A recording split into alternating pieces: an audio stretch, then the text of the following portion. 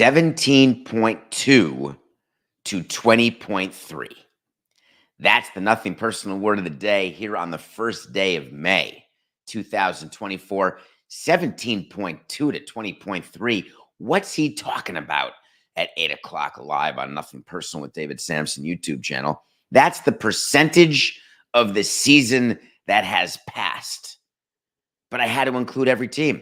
Some teams have played only 28 games. That's 17.2. Some teams have played 33 games already. That's 20.3. There's a bunch in between. So I could have made this a whole longer thing. I could have told you the teams at 31 games have played 19.1%. Or I could have just said 16.6666667, which is 1/6, because the first month of baseball is already over. I loved my board of scores. I kept track of scores and attendance on a huge board in my office. And I used to climb on a chair in order to fill out the games, home games in April. And then by October, September, you're on your knees trying to reach down to write the scores for the last of the season. And that is how the season goes. It starts from standing on a chair on your tiptoes down to bending over on your knees with your creaky back.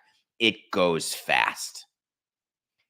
It may seem like yesterday that the Dodgers were opening the season in Korea, but we're ready after a month to give you some reviews. What's happening? Let's review April. We'll give you storylines. Every month, we're going to give you storylines, the biggest surprises, the biggest disappointments. We're going to make predictions for the following month. And we're going to do this as a new segment on the first show of a new month, which happens to be today because it's May 1st. So let's start off right now. Let's start with the top storylines of the first month of the season. And I think it is hard to argue that the number one thing that people have been talking about is umpire malfunction, which is a nightmare scenario for baseball. Here on Nothing Personal, an award-winning baseball podcast, we are not talking about the Mariners' rotation, the excitement of breakout stars, the Guardians' offense, the Orioles' offense, the Dodgers' offense. No, umpire malfunction. When will the automatic balls and strikes happen? How long will we have to listen to Max Scherzer channel his inner Boris, telling us his suggestions on how to make it better with umpire relegation? Boy, that's really a good possibility. I think that we should make that a wait to see, so we can add it to the list of where people think that there's no accountability for the things that I predict or say. Umpire relegation. Nope, not going to happen. The second story, the biggest top storyline, now we're going to get to the performance on the field. Uniform gate. Is that really the second top storyline of the first month? It is. Between Jessica's ass cracks and people's sweat stains and see-through nature, and then Fanatics and MLB supposedly doing an about face. We covered this last week on a show. It's been a huge part of what people have talked about. But the third top storyline, we are back to baseball. Where will the A's play? This can't be right, Coca. There's no way that we came up with a list of the top storylines and we have umpires, uniforms, and the A's relocation saga. All right, we're going to have to do better, because that's not even close to how baseball should be. That's a nightmare. So I'm going to apologize, Dice, and we are going to go with a brand new list of top storylines. We're not going to be those people who are so focused off the field with this absolute distractions and garbage. Here we go. 4, 8, 6, 9. Top storylines for April. Number 3. The Boston Red Sox and their performance and their pitching. Have you paid attention to how good their rotation is? Now it gets lost in a division where they're supposed to finish in last place, and everyone's so busy during the live Boston show. Everyone's so busy hating Henry hating Fenway Sports Group. Meanwhile, the Red Sox have the top ranked, the lowest ERA in the American League. It's historic what they're doing. Number two, an amazing storyline. And this one is devoted to you and dedicated to you, Coca. How about the Mets pitching staff? The story of the Mets above 500, not getting lost in the shuffle in the NL East, where it's just the Marlins who are terrible, which is not a top storyline. Who do they have? Not Scherzer, not Verlander. Severino, Manaea, Senga, hurt. Somehow, some way, they're second in team ERA behind the Phillies. Don't tell me anyone would have predicted that. Oh, because Diaz is back. What did you predict? Ottavino would not give up a run? And the number one storyline that you may be missing, but not if you heard my prediction for the entire season, where I'm now 1/6 closer to this prediction happening. All the way tucked in the Pacific Northwest, those Seattle Mariners. Look at their rotation. Castillo, Kirby, Gilbert, Miller, Hancock.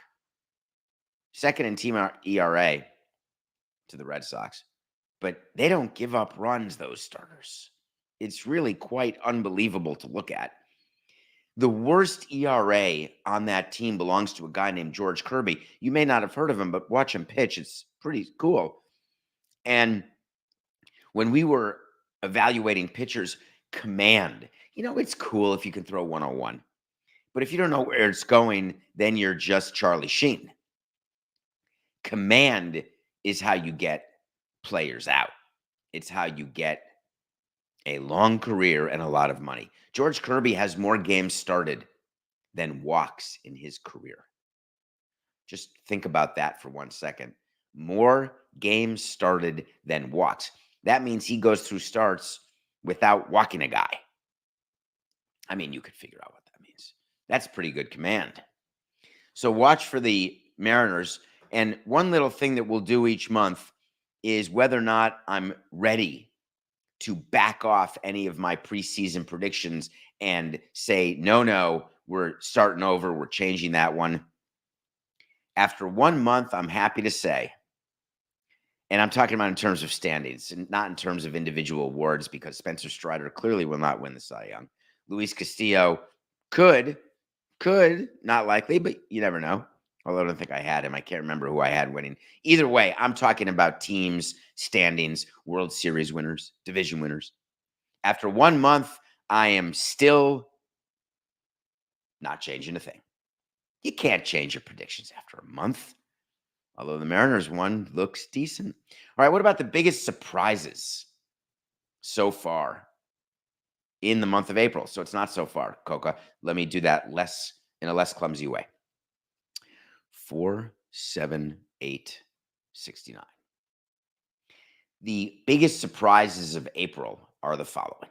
We're going to each month give you a list of surprises. It's going to be both team, player related, something going on that surprises me on the field for that particular month.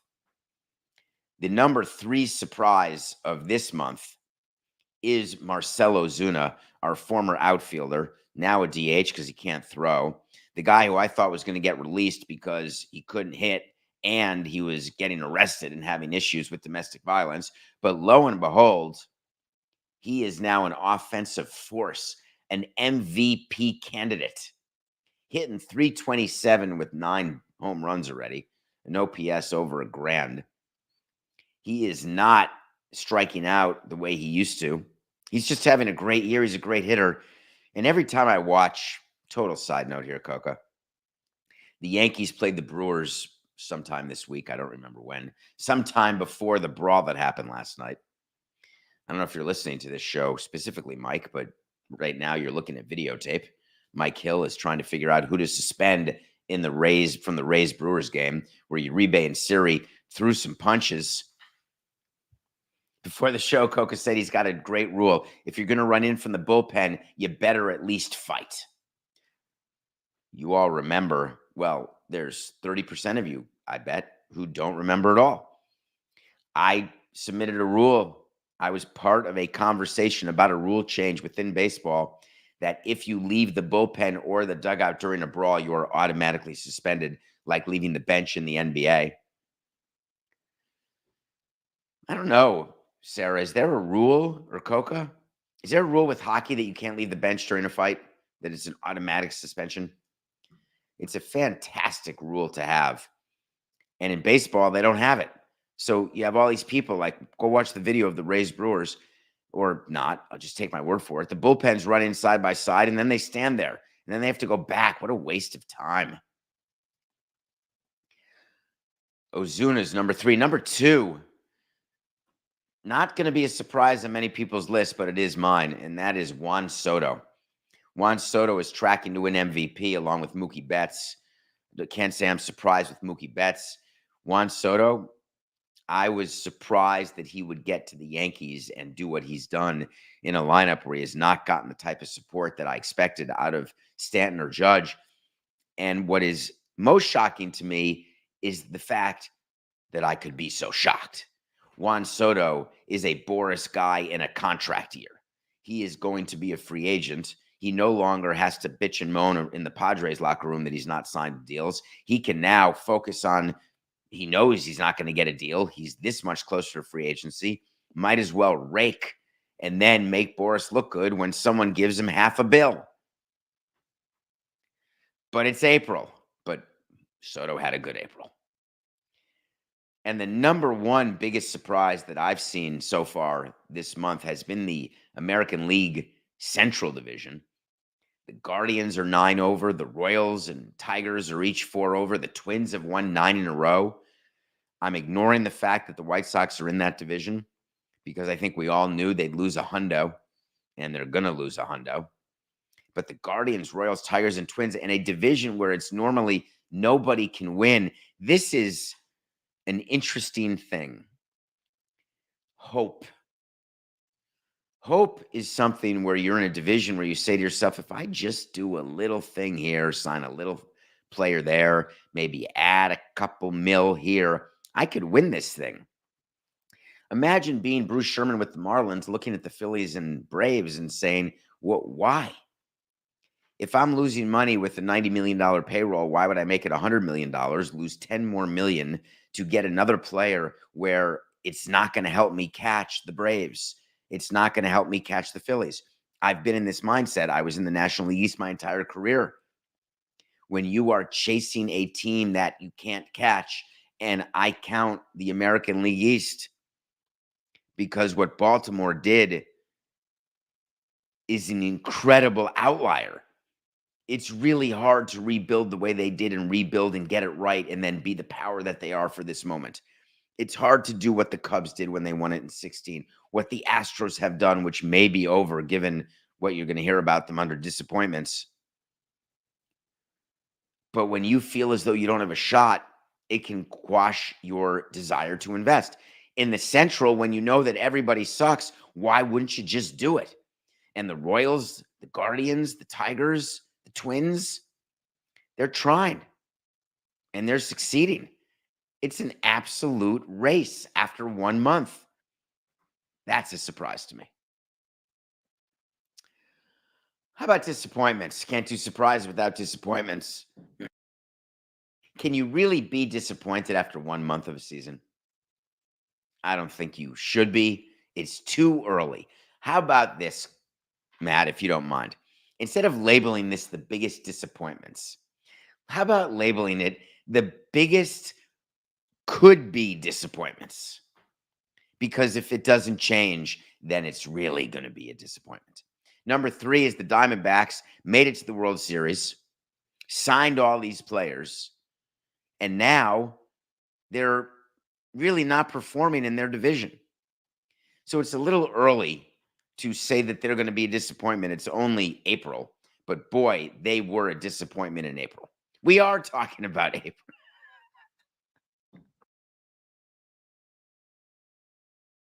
Hold on. Hi, it's David Samson with Nothing Personal. Thank you so much for joining us.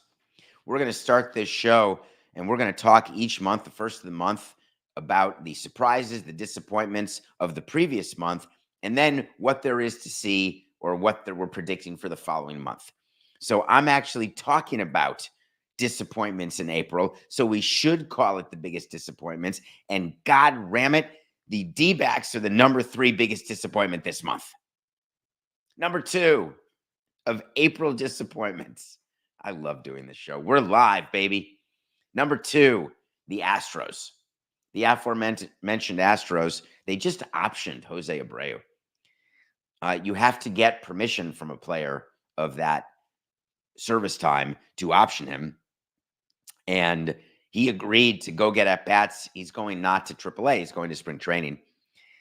It's an interesting situation because he couldn't come up with a backache or a little shoulder fatigue or some reason to lie about putting him on the IL, because the Astros are on their best behavior since Garbage Can Gate. Why don't you see more players who are underperforming agree to go down and get more at bats in spring training because they want their major league pay? So you just put them on the major league injured list. The Astros have not had any pitching success. They're hitting. I think they're leading the league in average right now, which they are, which is good. Altuve, above average. Alvarez, the Mexico City thin air, did him well. But without pitching, you're nothing. I don't know how many times we have to tell our owners that. Without pitching, we are nothing. And signing the top of the market in pitching is not how you become something. It's with good scouting, good development, coming up with players that the fan base and you, the owner, have never heard of. The Astros have been really good at that. And then they all got hurt, and now they're on a stretch where they're not being as good. So their April was horrific. I would tell you that I think, Coca, I'm going to add a prediction here for May. Right on the spot. This is what I do so he can keep track of it, because with these predictions, so I'm giving you now predictions for May. When June 1st comes along and we look back at May, we're going to evaluate how our May predictions went. Number 1, the Astros will be on my list of May surprises. That's funny, actually, because I just realized how silly that is. I could just put them on the list and I'd be right about my May predictions. So I guess I have to be better. The Astros will play at a... Ooh, let's do that, Coca. How about the Astros will play on a 600 winning percentage clip in May? That's what we'll say is our first May prediction. Before we get to the other predictions, it would be really nice if I finished with my biggest disappointments. I had the Diamondbacks as number 3. Excuse me for losing track. It happens. People who saw me in New York know that it happens. That's the charm sometimes. Number 2, Astros. The biggest disappointment of April, it's a runaway. I don't even need to say it. Boris's client, Blake Snell. Reigning Cy Young Award winner, hurt. 11+ ERA, hasn't won a game for the Giants. I don't believe the Giants have won a game that he started in. Absolutely stinks. No idea when he's coming back. No idea if it's going to matter, if it's going to help. Blake Snell is the number 1 disappointment for the month of April in Major League Baseball. So let's predict now what we're going to see in May. First, we're going to see the Astros, and they're going to play a 600 winning percentage. They're going to turn it around. That's a prediction. Number 3, that was number 4. Number 3, a manager is going to get canned. This is the month. There's rumors already about the manager of the White Sox. There's possibilities with the Cardinals. I wouldn't say the Rockies are in danger, but maybe the Marlins, doubtful. Schumacher's going to be there for a bit. There's some disappointments going on in the top of the West division. Yeah, it's not going to be Ron Washington. We're going to talk about what happened to the Angels, but I think a manager will get fired. Number 2, May prediction. The Orioles will start to pull away. They've already won the first 2 games of the big series against the Yanks. Of course, there could still be a split, but when you're even, you really want to try to get 3 out of 4 in an early game series when you're at home. That's what the Orioles are going to try to do, and they're on their way to that. I think the Orioles start to pull away. When you look at their team, they're leading the league in home runs. They've got pitching, other than pitching, speed, defense, hitting for power, hitting for average, plus baseball IQ. I can't think of one thing the Orioles have going for them. And the number one May prediction is that the aforementioned Seattle Mariners, they're going to start to pull away in the AL West. So the way that we can evaluate it, Coca, on June 1st is that, and I don't know if there's a show June 1st. I don't know what day of the week that is. I could certainly figure that out relatively quickly. That we would go back and pulling away, we have to give a definition to, and that means extending the lead that they currently have. I think that's the best way to do it. June 1st is a Saturday, so we'll do this on Monday, June 3rd. We'll go through what happened in May. I can't believe a month has passed already. It's almost October, baby. Well, it wouldn't be a season without the Los Angeles Angels of Anaheim being an absolute disaster. This year predicted because Ohtani left, but it's looking a hell of a lot like when Ohtani was there. I'm really not sure it matters. I don't know that I have statistical proof for that, but can we go back? How quickly can we get what the Dodgers record was on May 1st last year versus what it is this year? And then the Angels record on May 1st last year versus what it is this year. You would be thinking to yourself that the Angels would have gotten way worse and the Dodgers would have gotten way better because one team lost Ohtani and one team gained Ohtani.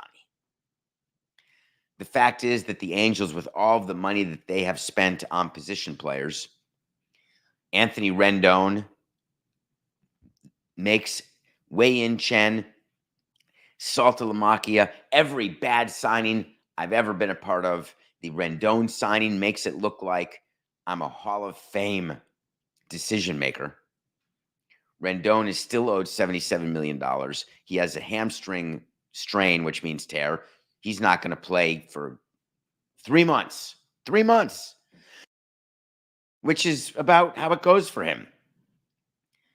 He hasn't played more than 42 games since 2021. It's a nightmare. It's an absolute nightmare. The other nightmare they have in Anaheim is the best kept secret because baseball doesn't want you to think that the face of baseball in their mind, Mike Trout, is actually a non-performing liability to a team. Mike Trout does not help your team win because Mike Trout doesn't play. Makes me sad. I'm not blaming him. It's not his fault that he's hurt again and he tore his left meniscus. He's going to have surgery. The old, we don't know until the doctor gets in there. That's my favorite thing that we would say to fans, that we release to the media. Look for it when the players have arm surgery like elbow or shoulder, or there's some sort of surgery with a knee. We always say, we won't know till the doctor gets in there. The doctor's got to open him up, look and say, ooh, that looks like a terrible tear. It matters how the player recovers. It matters how the player works. Mike Trout is a hard-working player. He will still miss on the long side of 4 to 6 weeks because torn left meniscus, you can play, which he did play, but the pain is such that it's not worth it, especially with your team who's not good. Mike Trout has averaged only 66 games a year since 2021. People complain about Stanton's injuries. This is way worse. He's owed $213 million, Trout is, for 6 more years. And all anybody's talking about is, hey, will he accept a trade? No, I'm really happy here in Los Angeles. I love being mediocre. I love losing. This is great. I don't want to be the face of any team. I don't want to be the face of the sport. I already told the commissioner that. I'm going to toil here in total anonymity, and I love taking family trips in October. Find me a player who schedules any trips in October, and I'll find you a loser. Mike Trout doesn't plan trips for October this early, but boy, he could, because they don't make the playoffs, and they're not going to make them this year. And it's not like he has to worry about his body breaking down from overuse. It's breaking down from age. Is it breaking down from bad luck? The pressure to have Mike Trout signed to the deal he signed to, and then the joke of saying, oh, maybe he should go to Philly, come home again. If the Angels could trade Mike Trout and a team would take on his entire contract, they would do it today. Forget Trout agreeing to waive his NTC.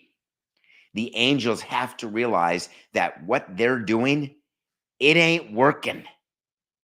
Paying Trout, paying Rendon. Might as well start again. Go full rebuild, Artie. It's not like you're going to get 2.1 instead of 2.3 because you're rebuilding your team. As a matter of fact, owner of the Anaheim Angels of Los Angeles, if you can take some long-term liabilities off the table, that will become a smaller purchase price adjustment when you sell your team, because people buying the team sure as hellfire are not going to value Trout the way his contract reads. So you're going to take a haircut. You might as well trade him. It's too bad that Mike Trout is hurt. It really is. I love watching him play. He was leading off and hitting home runs, and it just makes me sad. Do you have something in your life? I do. Do you have something in your life that you can't stand to think about because it makes you so sad? I think we all do. I think that's totally normal. And so what is the defense mechanism when you don't want to feel sad? You don't think about it. But then comes the guilt because you're not thinking about it. You feel like you should be thinking about it, even though you don't want to feel sad anymore. But then when you start to think about it again, you go from happy to sad and say, I'm not doing that again. Oh, I've got to, or else people are going to think I'm not thinking about it or worried about it or caring about it. I think that's how it is with Trout and the Angels and baseball. They really would rather not have to think about it or talk about it, but then it's going to make you super sad. Turn on, you want to be sad? Turn on an Angels game right now or a White Sox. How about a Rockies Marlins game? That was sad, but it was amazing. I think baseball should have used Coca, the Rockies Marlins game, as a highlight reel of how exciting a game can actually be. 5 runs scored by the Rockies in the top of the first. Not another run scored until the bottom of the 9th when the Marlins score 5 to tie. It's a 5. It's then all zeros and then a 5. Marlins walked him off to win a game in the bottom of the 10th, but that was a pretty cool line score. Let's take a break. When we come back, we're going to review a movie, tell you what I did last night, and then we're going to talk about something that we don't often talk about around here, and that's death. But it's not a full topic. Don't change the channel. My favorite author passed away yesterday. We're going to talk about that. And then I promise you I have a funny story from yesterday's Knicks game. We'll be right back.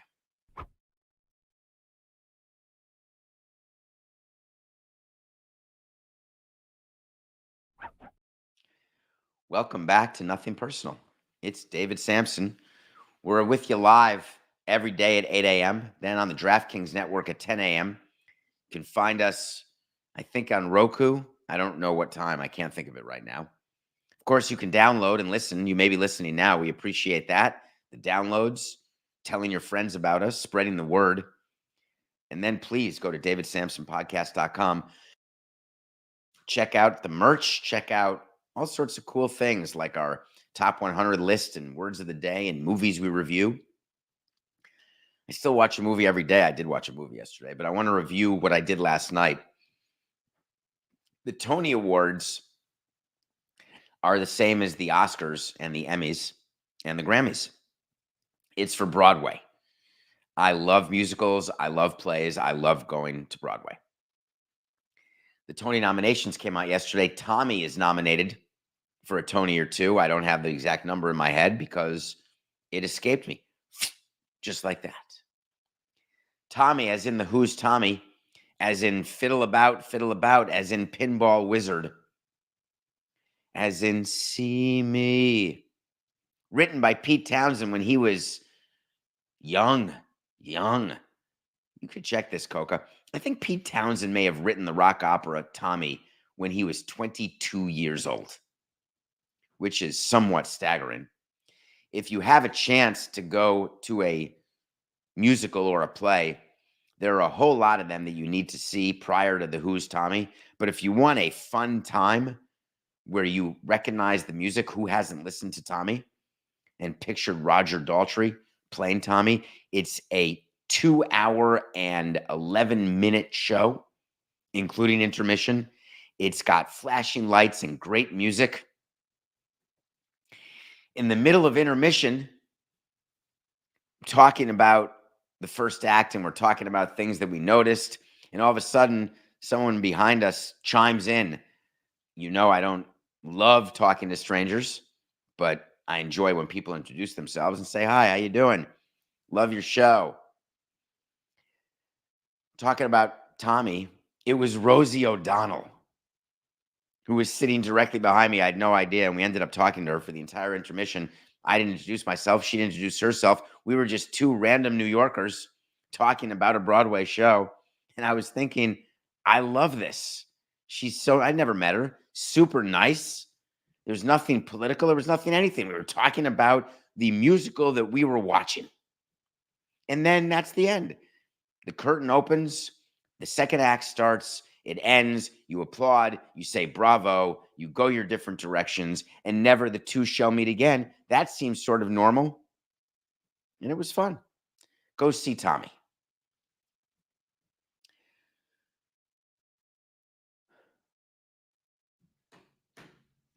I have New Year's resolutions where I want to read more books, and I violate them at all times because I don't read the way I used to because I'm too busy reading articles to prepare for nothing personal or the sporting class or Levitard show or anything I'm doing up in Toronto, Florida. Anything I'm doing, I'm reading. Coke and I are just reading stuff, looking for things to talk about. There was a time in my life where I read more, and my favorite author was a man named Paul Auster. Paul Auster has written a bunch of books, some of which you may have heard of, some of which you may have not. Check him out. I got notification late yesterday that he had died. Only 77 years old. And I want to give you my top 5 Paul Auster books. But before, I want to mention that Paul Auster was a major baseball fan. And I don't hide from some of the amazing benefits of being a president of a major league team, because forget the 7-day-a-week work week and all of the quote unquote pressure, though we're not doing brain surgery. There's plenty of upside, both from an ego standpoint, a financial standpoint, just so many upsides from a coolness standpoint. But one of the great pleasures is when you get to meet your own fans who you happen to be a fan of. Paul Auster was a huge baseball fan, and lives in New York, lives in Brooklyn, He came to a Mets Marlins game, and I sat with him for 9 innings. I got to sit next to an author and talk baseball, talk books, talk writing, talk philosophy, because a baseball game, it's a really cool thing to go with someone who you'd love to talk to, because there's a lot of time to talk. This was before the pitch clock. These were when you knew you got 3 hours to get a conversation in. Paul Auster told me something when we sat that game, and I never forgot it. And I've thought about it, and I can picture him with he was sort of sunken eyes, but tan and white hair and just tall. This amazing presence. I was asking him about how he deals with 2 issues as a writer. One, writer's block. One, when you write something that you think is good that no one wants to read, and when they read it, they don't like it. And I compared it to what it's like to build a team that you think is good that ends up stinking, and what it's like to have the best intentions with what you're building, and people assume that you don't. and that you're not doing the best you can or spending the most you can.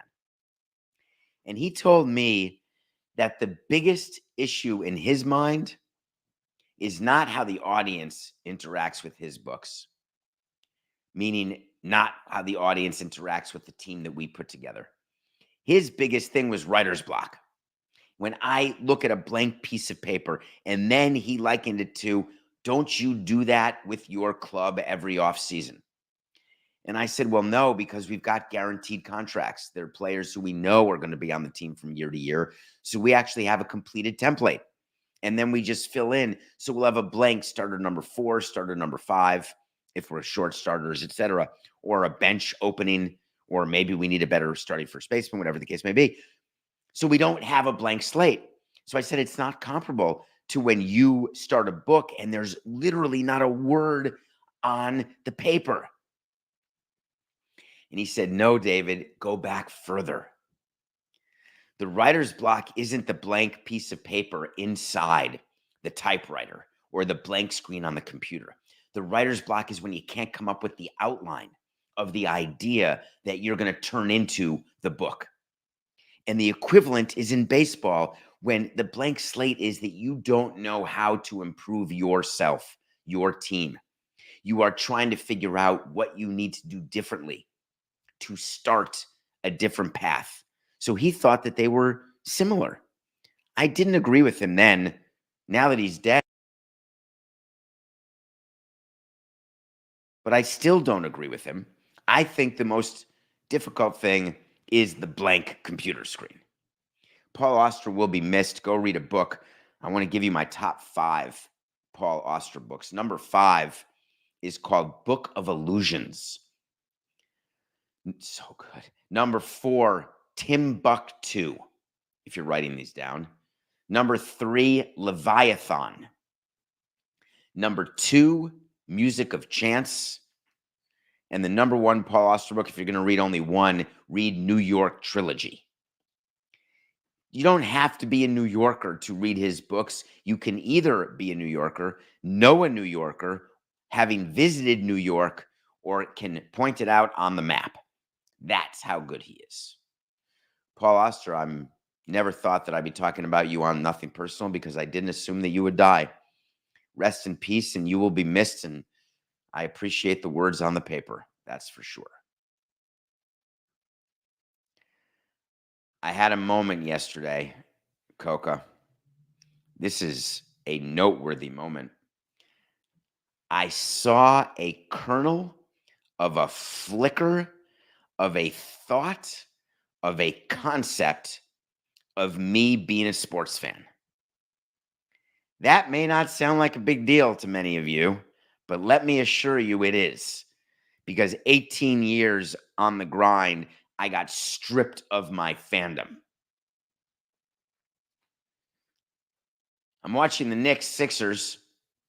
I'm having a moment as the Knicks are about to beat Philadelphia, win the series, and go on to round 2 against who I hoped would be the Bucks and still could be.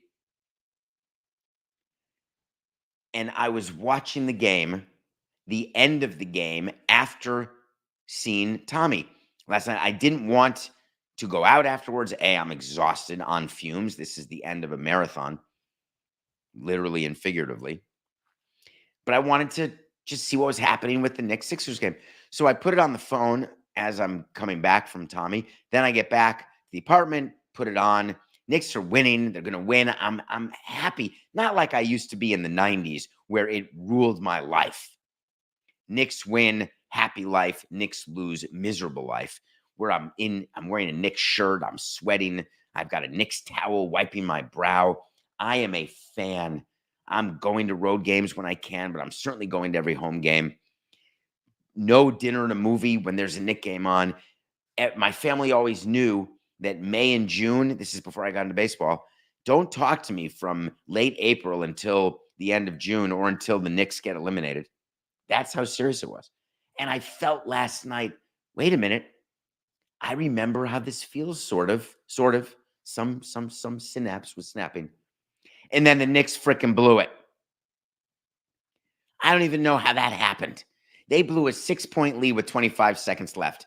Tyrese Maxey hit a shot from the damn logo. He had a 4-point play. Knicks were missing free throws. Then they got the lead in overtime and still lost the game. I was so angry, not just because it would cause me to lose a parlay, which was a plus 511 parlay where we nailed the other two with the Cavs and the Bucks. That's not why I was angry. I was angry because I was about to start caring again in a meaningful way, which means opening myself up to being hurt, but opening myself up to feeling that pleasure, the type of pleasure that I never felt as president of the team, the type of pleasure that as the World Series winning team president, that still is not the number one sporting moment of my life. The Knicks beating the Pacers in 1994 to make the finals finally, 94-90 in Game 7. That was the number one sports moment of my entire life. Either in sports that I participated in is better than finishing the Hawaii Ironman. 7 marathons, 7 days, 7 continents. I can't describe to you what it felt like when the Knicks were finally going to the NBA Finals for the first time in the 20 years that I'd been a part of that team. So I didn't get all the way back, but I was right at the beginning of opening the door. The Knicks lose the game, and I felt myself shutting it, which really upsets me.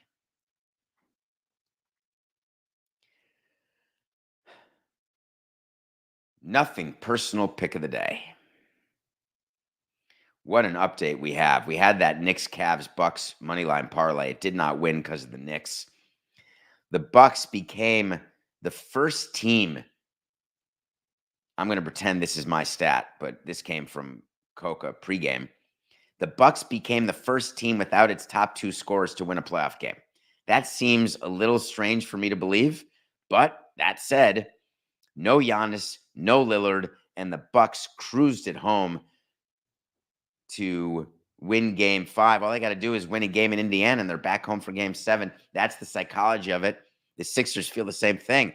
Hey, all we got to do is go home and win Game 6, and anyone can win Game 7. That is pretty funny.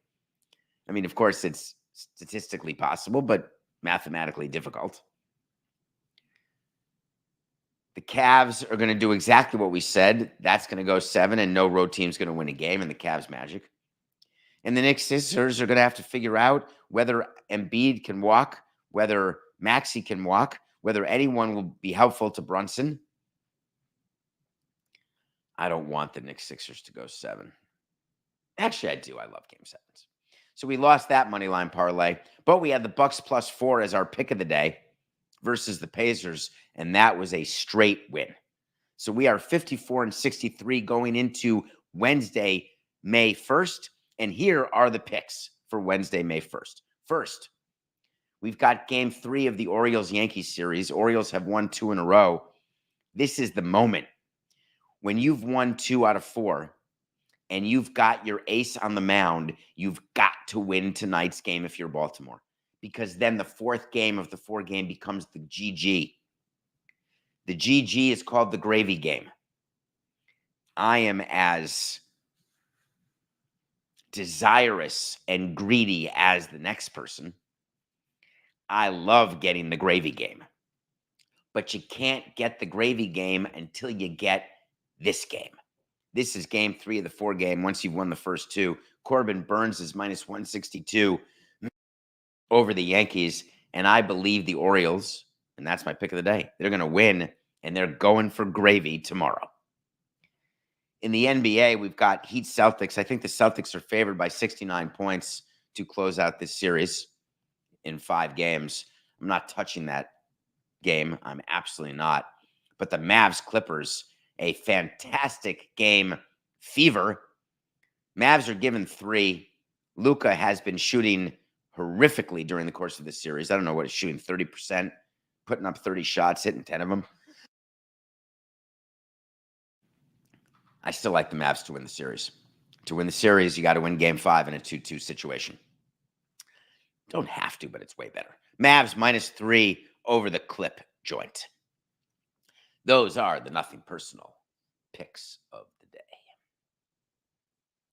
After the show today, I'm going to go down and go to Meadowlark Studio and record an episode of Sporting Class with Pablo Torre and John Skipper. On my way back this afternoon, I am going to look for a Dave & Buster's. I'm going to get out my map app and I'm going to find who would be the closest and who can I go with, because I've got that itch to gamble and I want to gamble on skeet ball. I want to gamble. It's called skee ball. Sorry, Coca. Here we go. 1269. I want to go to Dave & Buster's and I want to gamble on skee ball and hot shots and all the other arcade crappy games. Did you all read this? I couldn't believe it when I read it. But here we go. This is an amazing concept. Lest you think that gambling has not infiltrated every part of your life. Lest you think because you don't download the app, which you should, download the DraftKings app. Use code Samson to get something. Or Dan. I bet you that the Q train will not be there when I walk down the stairs today. Anyone want to take that action? Is there an app that I can go on where I can get a little action on that? No? All right, let me try this. Let me try this then. I bet you. There it is. We can now bet anything. Blank. Fill in the blank. It used to be Lewis and Mortimer would bet $1 on whether you can ruin someone's life and make someone's life and do it basically on a job, based on a job. There were gentlemen's bets. You'd pay cash. Golf, Michael Jordan, you golf with him, you bet, you settle up. Hey, I'll Venmo you. Hey, let's use that app where it splits the money, where we put in that the dinner was $80 and you ordered a milkshake, you ordered a burger, medium rare, but no onion. Therefore, you owe 20 cents under what he owes. Everybody is exchanging. No one's got cash anywhere. Everyone can do whatever they want on the app.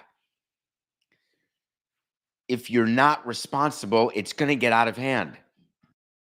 Maybe the good news is that we're going to teach responsibility.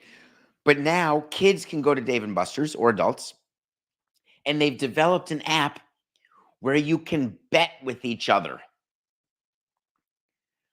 You're playing skee ball against this person. Hey, I'll bet you $5 that I'll beat you. Oh, you don't have cash? No problem. Download the special new app, the Dave & Buster's app. And we can exchange money right now. The reason why there was a company that raised, let's say $14 million and has famous people like Mark Lazary